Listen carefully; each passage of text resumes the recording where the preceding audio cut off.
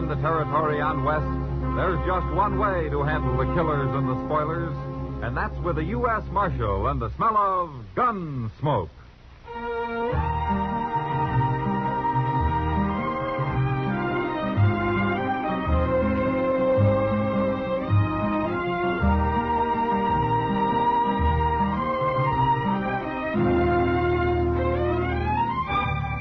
Gunsmoke, starring William Conrad.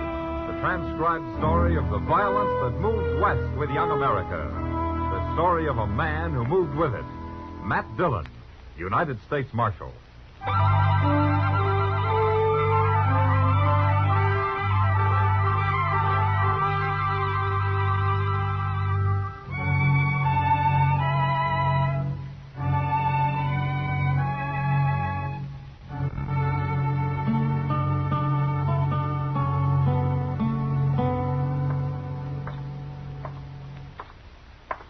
I sure do thank you for that breakfast, Mr. Dillon. Forget it, Chester. My steak, eggs, potatoes, and a glass of beer. Why, that could last a man clean to noon dinner. I guess it could. Mr. Dillon, you figure Emil will have your horse shod by the time we get there? Oh, he should. You think he's done him any good? He's a good blacksmith, Chester. If he trimmed up his feet right before he reset those shoes, he ought to be fine. Funny the way he took throwing his foreleg. Yeah. Looks like there's somebody else waiting. Yeah. Gil Tolman, ain't it? Yeah, I think it is. I'm telling you something else, Dutchman. You can whistle for your money. You won't get it from me. All right. I don't make you pay. The morning after I got him home, he was so lame he couldn't walk. I'd have break your head. Please, if it was my fault, something I did wrong, don't pay me anything. That seems fair enough, Tolman. Oh. Well, Marshal, this fool Dutchman messed up my pony, and then he wants to get paid on top of it. Well, maybe it's a stone bruise. It ain't no stone bruise, Marshal. It's pinched feet, that's what. Is that the horse you're talking about? Why, no, he's back at the place. This is another one. How about my horse, Emil? You finished with him? All finished. Now he walks good. Ah, fine. Well, how much I owe you? $2 all right, Marshal? Sure. Here you are. Oh, thank you. Yeah. Chester, you get up behind. I'll ride you back to the office. Come on. There we go.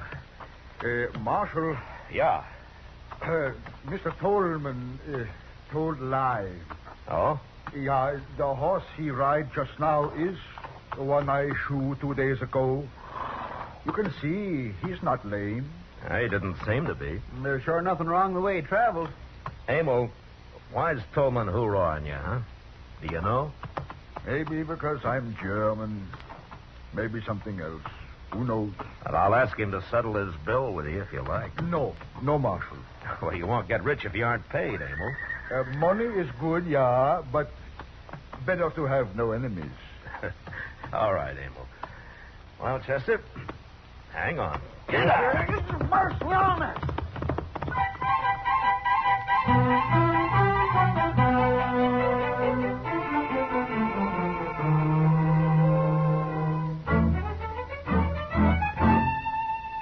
Mr. Dillon? What, Chester? Did you know that Lily Langtry's going to be here in a couple of weeks? Oh, how did you know? Mr. Hipple over at the Opera House told me. Oh. And in case I don't get to see her, he's going to let me have one of them big picture posters. He is? Yes, sir, the Jersey Lily. My, I sure would like to be tall hog at that trough. Oh, hello, Matt and Chester. Hello, Doc. Hello, Doc. Hey, did you know Lily Langtry's going to be here, Doc? Oh, of course, Chester. I already paid Hipple for a chair. Oh. Oh, is this all you two got to do? Just sit around and talk? Well, things are quiet, Doc. We can't always have a few shot-up cowboys just to keep you busy.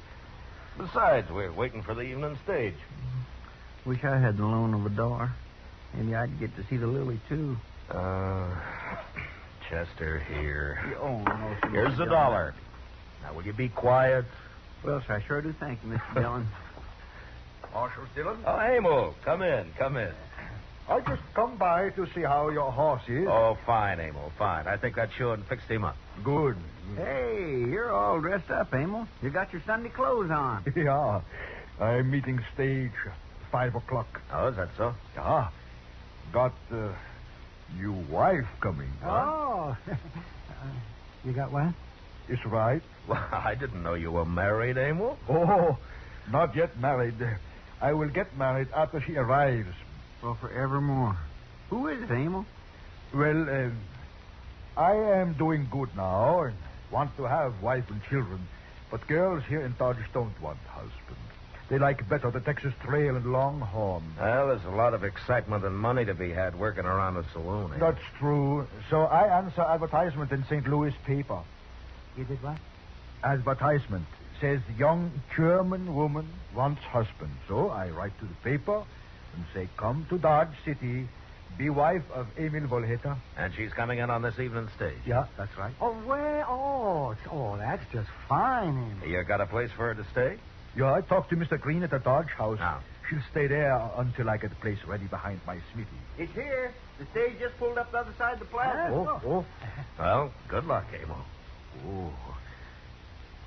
Marshal, you and Doc and Chester come too. I want you to meet Gretchen. We'll be proud, Emil. Yeah. You know, funny thing, I'm not afraid of anything. But now, my stomach is sick. Yeah, there's only one woman getting off the stage. That must be her. Yeah? She's a pretty little thing, ain't she? Well, go on, Emil. She's standing there waiting. Oh, we'll stay here. Go on. Well, Well, go on, man. Go on. There's plenty of time to be nervous later. well. Very good. Guten Abend. Ich bin Emil Volheta. Ich bin fröhlich und glücklich, dass Sie gekommen sind. Herr Wohlheter? Ich hoffe, die Reise war nicht My, zu schwer. listen to that. Nein, ganz gar nicht.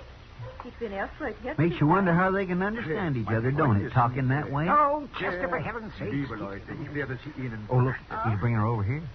sprechen. Sie Englisch, Fräulein Gretchen? Ja, natürlich. Ah, gut. Marshal Dillon, gentlemen, Miss Gretchen Schiller. How do you do, gentlemen? How do? How do you do, ma'am? Welcome to Dodge, Miss Schiller. Thank you, Marshal. I hope you'll be happy here. You certainly got a fine man. I know much about him already. We have written. Now, Marshal, I will take Gretchen to the hotel. Kommen Sie. Wir gehen jetzt. Gretchen, komm her. Oh, she seems a little scared, doesn't she, Matt? Now, Doc, she took a chance on coming out here. Yeah, well, so did Emil. Getting married to a mail-order bride like buying a pig in a poke. You can't be sure till it's too late. Oh, come on, Matt. This is an excuse for some sort of a celebration. I'll buy you a glass of rye. Hey, you too, Chester. All right, Doc, since you're buying. You know, I was just thinking. She's so little and Emil's so big, I hope he don't take it into his mind to beat her none. Emil's about the gentlest man I've ever known, Chester. And besides, Chester, men don't always beat their wives. My pa did. Well. Sam, set out some glasses and a bottle of rye whiskey. So then when the stage comes in a few minutes ago, I see where he gets himself a gal bought out of a newspaper. Gil Tolman One again, of them Mr. Dillon. foreigners is Yeah. all we need around here. Now there's two. We ought to tar and feather the both of them and send them on their way. Doc, you and Chester wait here. Tar and feathers are too good for foreigners that are trying to take over the town. Yes, sir. You're right. Tolman, how drunk are you? I ain't at all. You talk like a man that's been drinking. Ain't a man allowed to say what he thinks around Dodge no more, Marshal?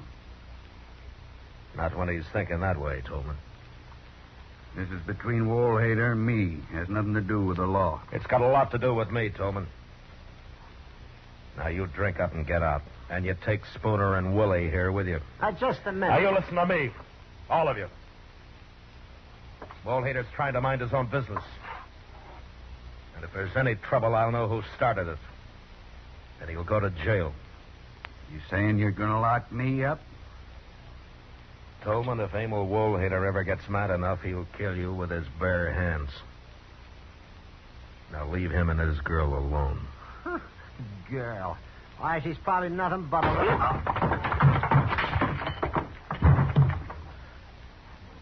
All right, Tolman. You and Spooner carry Willie out of here. Okay, Marshal. We'll go. Just remember, I got a score to settle with that blacksmith.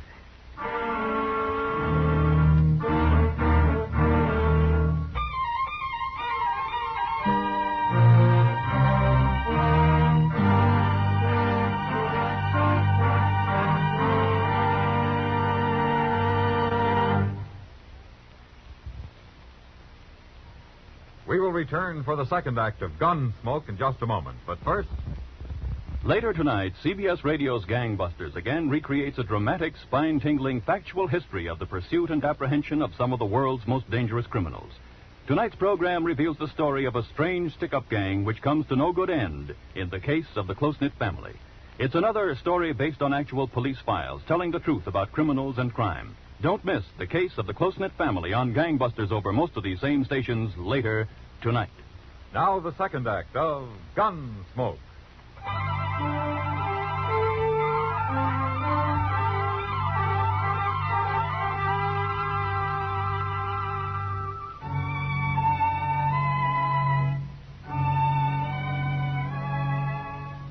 By the end of the next week, Emil Woolhater had finished fixing up the little room out behind his smithy. And the week after that, he married Gretchen Schiller. On their wedding night, they made quite a picture, standing there by the fire out behind the smithy. The great giant of a man and his tiny little bride, smiling and happy. Doc had come along, too, and he was busy with his fiddle. People were laughing and eating and drinking.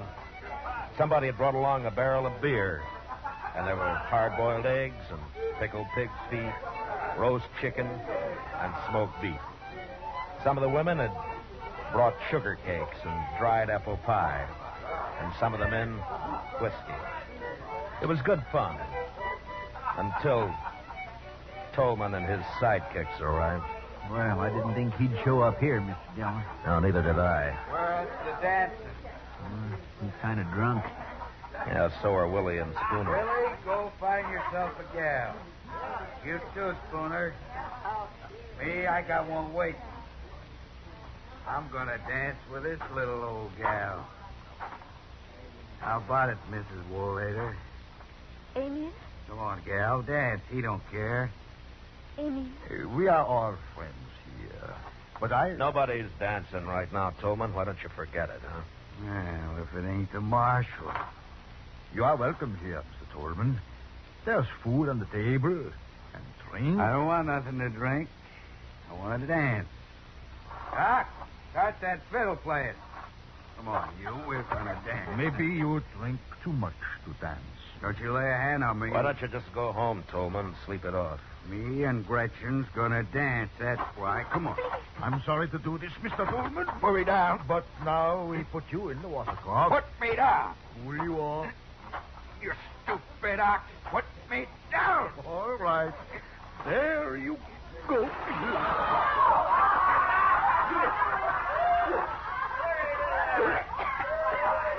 Well, that'll quiet him some, Emil.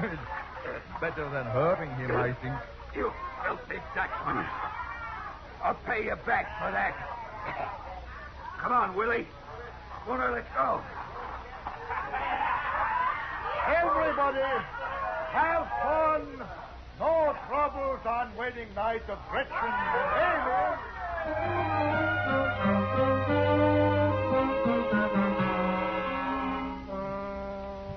And there wasn't any more trouble that night, or in the week that followed it. I kept my eyes open, but there was no sign of Tolman or his two wranglers, and Dodge was pretty peaceful. Then late one night, trouble did come, but not the way I'd expected it. I'd fallen asleep on a cot in the office. Mr. Dillon? What? Mr. Dillon. What? Wake up, Mr. Dillon. What's the matter? What's the matter? There's a fire. What? It's a blacksmith shop. I come as quick as I could. Well, is it bad, Yes, Chester? A bunch of the men are out there now. Where's Emil? I don't know. Nobody's seen him. How about Gretchen? Miss Kitty's with her. She's pretty upset. Oh. By the time we got bucket lines going, this place is just about burned to the ground. Well, how did it start, do you know? No, sir, I don't. But a shack like that flares up pretty quick. They didn't have time to get anything out, beds or tables or the like. Well, there doesn't seem to be much left but a pile of coals. So there ain't. Oh, there's Miss Kitty. Over there. And Gretchen. Yeah. Oh, Matt. Ms. Woolhater. Kitty. Oh, Marshal. It's gone, all gone. And Emil worked so hard. Now, it's going to be all right, Miss Woolhater. Kitty, why don't you take her on over to your place, huh? Oh, that's a good idea. Come on, honey. Oh, no, I can't. Emil will be back. He'll worry. Well, the marshal can tell him where you are. Where is your husband, Gretchen? He was called away Oh? When? a few hours ago. A man came for him, said he was needed. Well, who was it? He was one of the men who came our wedding night. Oh, she means the night of the chivalry match. Yeah. It must have been Willie or Spooner. Yeah, that's right. Gretchen! Gretchen, Liebchen, bitte beletzt. Oh, Emil, dear God, it was so long Emil, Gretchen, it burned too fast. The men couldn't get water to it. Yeah, I know, Marshal. I've heard, but Gretchen is safe. Yeah. That is important. I'm going to take her with me, Mr. Woolhader. You're very kind, Miss Kitty. Right now, she needs a woman. Yeah. Come on, Gretchen. Let's go. Yeah, all right. Marshal, I think somebody set that fire. Oh, why do you think so, Emil? Somebody wanted me away from my place. So he told me I was needed down the trail towards Willow Bend. But there was no team of horses with thrown shoes. Well, maybe you just missed him in the dark. Well, didn't the man who came for you wait to lead you back? No, he rode on. By the time I dressed, he was gone. Did you know him, Emil? Yeah. It was the man Spooner. He works with Tolman. Now, he works for Tolman. Yeah, and Tolman is just mean enough to do it. He is. Look, Emil, if you'll say that Tolman did it, I'll have him in jail by morning. No, Marshal. No, this I settle myself. I won't have any killing, Emil. No. There will be no killing, Marshal, but for the first time, I am getting very angry. Not so much for me, but for little Gretchen. Oh, what are you going to do? I will wait. And when I see Tolman, I will teach him lesson.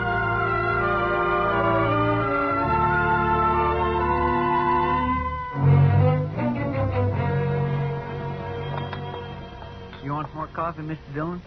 No, thanks, Chester. Did you know Emil Woolhader's been just standing across the plaza there all morning? He's waiting, Chester. Waiting. Yeah, it's Saturday, and Tolman always comes to town Saturday for his week's supplies.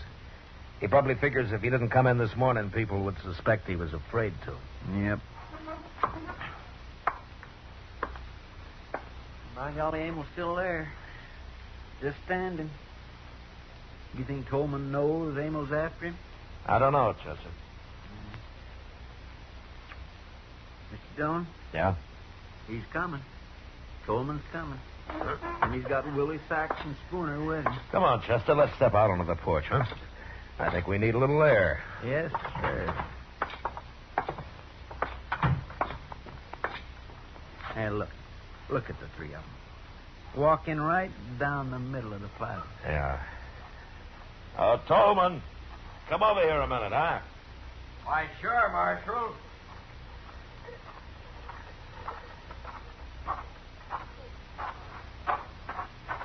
What do you want? Tolman? That crazy Dutch. All right, Tolman, you and your men drop your guns. Well, now, wait a minute, Marshal. Drop them, I said.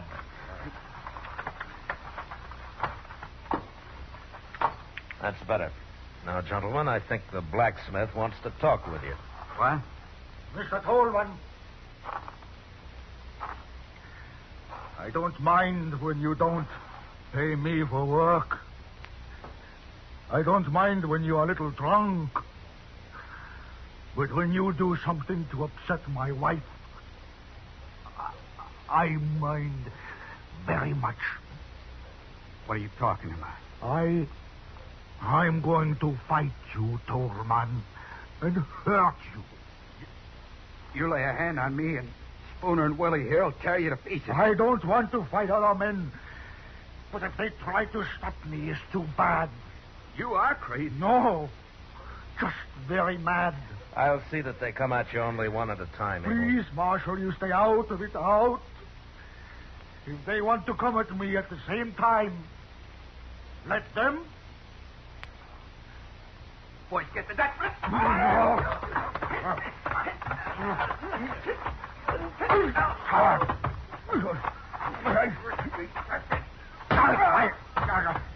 Torman. Now, wait, boy, later, wait. Torman.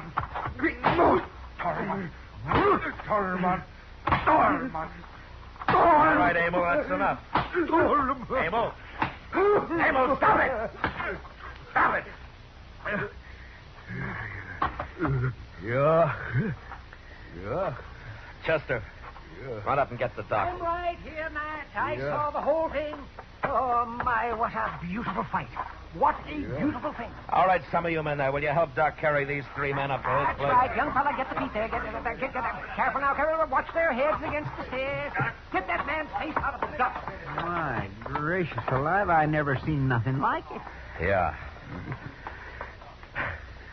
Well, Emil, Yeah. you want Doc to have a look at you? No worse than shoeing Missouri mule. No, Marshal. I go to Gretchen. It is time we start building new home.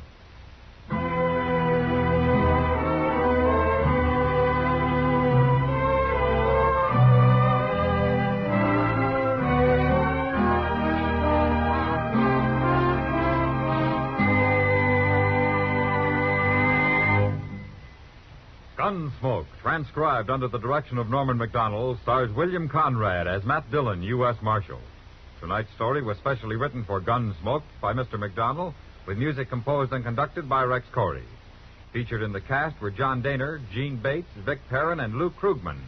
Harley Bear as Chester, Howard McNear as Doc, and Georgia Ellis as Kitty. George Walsh speaking. Join us again next week as Matt Dillon, U.S. Marshal, fights to bring law and order out of the wild violence of the West in Gunsmoke. When rustlers are on the loose, Gene Autry isn't long getting on their trail tomorrow night on most of these same CBS stations. Don't miss Gene's adventure titled Maisie's Boys. And a hard lot you'll find them, too. It's the Gene Autry Show with songs by the Melody Ranchers and Adventure 2 tomorrow night at the Star's address. Stay tuned now for Gangbusters, which follows immediately over most of these same stations.